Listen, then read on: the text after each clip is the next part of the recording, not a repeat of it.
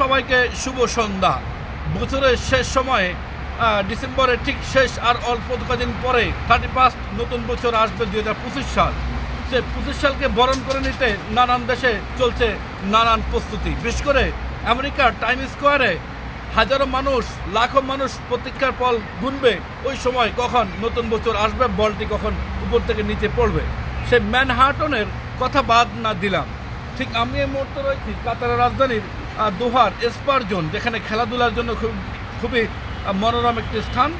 বিশেষ করে শেখ খলিফা স্টেডিয়াম, সেই স্টেডিয়ামের পাশেই একটি ফ্লাইওভার ব্রিজের উপরে, যেখানে যে জায়গাটিতে মনে হচ্ছে বাংলাদেশের কোনো একটি স্থান, যেমন 300 ফিট। আসলে কাতারের এই জায়গাটি খুবই জনপ্রিয়, যার কারণে এই রাস্তাটি কেউ পার হতে পারে না, ওভার ব্রিজ ব্যবহার করতে হয়। তাই প্রবাসী বাংলাদেশিদেরকে আমি বলবো, আপনারা সবসময় ফুটওভার ব্রিজ ব্যবহার করে রাস্তা পার হবেন। আমি এই মুহূর্তে বিকেলবেলার সেই আবহাওয়াটা দেখানোর চেষ্টা করছি। আমার পিছনে দেখছেন গাড়ি এত স্পিডে পার হচ্ছে, এবং খুবই সুন্দর একটা মনোরম পরিবেশ। যেহেতু শীতকাল, আমাদের জন্য এই সময়টা খুবই আনন্দদায়ক। তো কাতার প্রবাসী যারা অনেক সময় ঘোরাফেরা করেন, বিশেষ করে যারা স্পার জন্য আসেন, তারাই কিন্তু এই ফুটওভার ব্রিজটি ব্যবহার করে থাকেন। আমরা আজকে ভিজিটে এসেছি এবং সেখানে আপনাদেরকে সন্ধ্যাবেলার আবহাওয়া দেখানোর চেষ্টা করেছি। এবং দেখছেন যে এই যে আমার পাশে মানুষজন হাঁটছে, ফুটওভার ব্রিজ ব্যবহার করছে। এবং এই পাশটা যদি একটু দেখাতে চাই, আমার সরকারি যিনি রয়েছেন আবু বকর সিদ্দিক ভাই, একটু দেখানোর চেষ্টা করবেন এদিকে। এই ভিউটা অত্যন্ত সুন্দর মনোরম পরিবেশ। সো আমরা এই দিকটা নিয়ে একটু কথা বলতে চাই। যদি আমাদের সাথে যিনি রয়েছেন আবু বকর সিদ্দিক ভাই, হ্যাঁ, ওকে, ফাইন। মনোরম পরিবেশে আপনি এই লোকেশনে থাকতে পেরে কেমন লাগছে জানাবেন। আমার কাছে খুবই ভালো লাগতেছে। নতুন বছর আগত আর মাত্র 2 দিন পরে, আজকে সম্ভবত 28।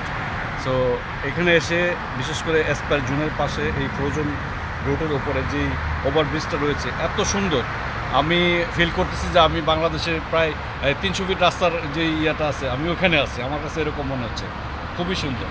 সবাইকে বলবো ওভারব্রিজ ব্যবহার করেন।